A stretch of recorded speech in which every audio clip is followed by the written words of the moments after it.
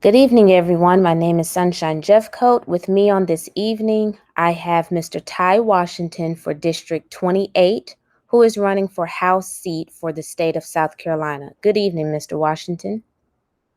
Good evening. Thank you for having me. Absolutely. Sorry about the technical difficulties on the first round, but we're going to try and get through this again. Okay. So, you were sharing your platform not long ago. You mentioned things like you wanted to work out a way to reduce the many hats that teachers wear when it Yes. comes to their roles and responsibilities. You also mentioned about um, making some enhancements or improvements, I should say, on broadband internet, as hmm well as higher higher salaries. And then we ended with you being a product of public education. So Yes. if you can expound a little bit on that, and then that'll segue into our first question. Which part of that would you like me to go into, or just do the whole thing all over again? Well, actually, how about this? How about we just get your opinion on the state of public education in South Carolina?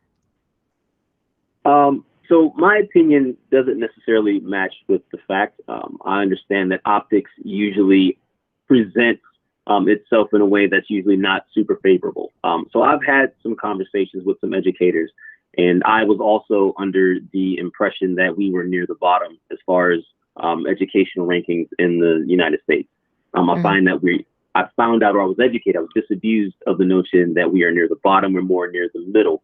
But that doesn't take away from the fact that statistics, I don't like to use them very often, simply because I am 100% correct 50% of the time. That's what statistics can do. Depending on which numbers you're using to support or to use to be against whatever the position is, you can always find the numbers to support it. What I don't support are things like what McMaster's has recently done. And then so I'm really happy that the Supreme Court stepped in, where he was going to take the $48 million and allot $32 million of that for private schools. That's public funded money going to private institutions that have already opted out of the public option. So they already have a income source. And so to take more away from the public schools and give that to the public is a complete disservice. And it kind of shows and indicates to the general population what South Carolina's legislator thinks of public education.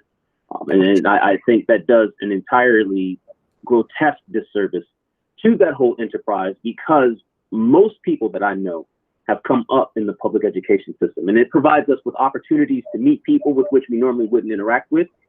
It generally will give us opportunities to get involved in things that we normally wouldn't get involved with, and it doesn't have a myopic mission. So when you go to private schools, you're essentially going to be educated by people who are like you. When you're in a public education system, you're going to be educated with people who are a part of your community and are not necessarily like you, because we all come from different swaths of life. And I think that public education is incredibly important. It's near and dear to my heart.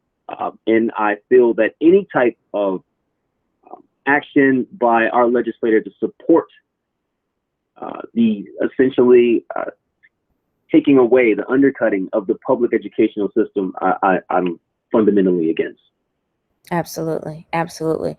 So, Mr. Washington, if you are elected, what would be the first step you would take to improve public education in South Carolina? One of the first things I would do is kind of have a marketing campaign to kind of reinvigorate and to reimagine what public education is. Because the narrative has been such for a while that charter schools, private schools, and the like have gotten a leg up. And we are casting public education as something that's a cast off. It doesn't do a service to anyone that's affluent whatsoever. And so I think that would be step one. Step two would be to ensure that we have broadband access in all of our schools, which would give those educators the technology to expand their reaches. And so we have some really amazing educators. The problem is connecting those amazing educators with the people who need them. So generally speaking, you have schools that are in districts that are well funded, and they typically attract better educators. So the schools that aren't as well funded are the ones who need those better educators more. And so we can provide them access to those higher quality teachers by having a partnership with face-to-face and remote learning. And so it would do a better job of leveling the playing field, because I don't fundamentally feel that there should be one public school that is exponentially greater, superior in the educational prowess than another. Absolutely. Absolutely. That actually goes with the next question regarding the funding that you were just hitting on. So if you are elected, how would you address the funding of public education? Well, the first thing would be to ensure that public funds go to public institutions. I think that's a pretty bare bones and straightforward answer to that question right there. We're already being taxed for these public schools, so we need to ensure that this money is going into programs that benefits the schools and the communities for which the schools are in service. So I think that's a pretty straightforward answer to that question right there. I would just ensure that public funds are being directed towards public schools. Absolutely. So in your opinion, Mr. Washington, what would a successful accountability system for education in South Carolina look like? It would look like a lot like a Job Corps. It would be more the schools should look more like the communities for which they serve, and then the people that come out of the schools shouldn't have problems like not being able to read, being able to perform basic functional tasks. I don't think that the heavy testing is really necessary. I think I would remove most of the barriers that are in public education that aren't available for the private sector. So we see how successful the private sector is in how they're allowed to educate. With the public sector, you're permitted to educate after you check all these other boxes to make sure that you are present for this test, you take this exam, you have this level of attendance, and like all these other extracurricular things that don't really play a heavy role in showing that people are learning in your institution. I think a successful approach would be removing a lot of the barriers that prevent teachers from educating, and then coming back to the fact that it must be funded. For us to be successful, like the large majority of the public population to be successful, we have to have a very well-funded, invigorating, engaging public education system. And that is something right now where we are lacking. Absolutely. Absolutely. Those are the four main questions for this Q&A, but I do have an additional bonus question if you don't mind. Bonus question, okay. Leadership is vital in just about all decision making.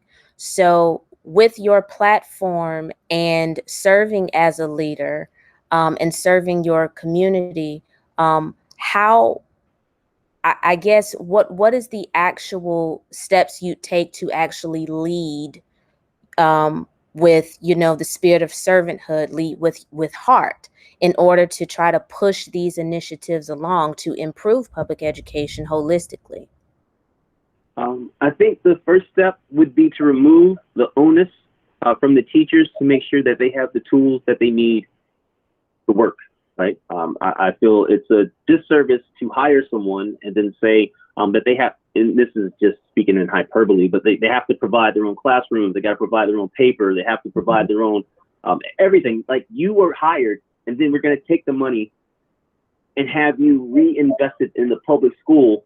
So the government is kind of off of the hook. Their job is to make sure that the office is set, that the job is ready to receive an individual to plug in and then get to work. So having the school funded in a way that appropriately allows the teachers, the educators, to do what they're called to do, which is to educate. Absolutely. Absolutely. Was there anything else you'd like to share with us tonight? Not too much. I think that public education is incredibly important, and it saddens me that it's under attack the way that it is, because public education, for the most part, services a lot of communities of color. And so I look at that as a great disrespect to that community, because not everyone can afford to go to a private institution. Like I come from a single parent family. My mother had 3 kids, and there was no way in any shape, fashion, or form that we could afford to send one of us, let alone three of us, to a private school. And so if that were the system that were to play out and become the dominant system, then every single parent or family that is not above the poverty line, they don't have that disposable income, are essentially going to be left by the wayside because they won't have an education. And we can see how important it is to have an education because it provides you with opportunities to work in the technological field. It provides you the opportunities to go to universities. It provides you with the opportunities to go into the military. You can't even get into the military without, a diploma. So a lot of opportunities are being taken away from communities of color when you attack public institutions in favor of the private institutions. And so I don't believe that government should be in business of doing that. They should be in business of serving the public, and the public requires public education. Absolutely. Absolutely. Well, on behalf of SC for Ed, thank you for the time that you've taken. We know we've tried to get you before, but unfortunate things took place. So Yes, I appreciate our your sensitivity in that. Yes. thoughts are still with you. Absolutely, absolutely. If there's anything that SC for Ed could do, or vice versa, please don't hesitate to reach out to us. Okay. Okay, not a problem. I appreciate Hope you you for take having that me. with thunder. All Absolutely. right. Have a good evening, Mr. Washington. All right, you too. Thank you. Take Bye care. bye.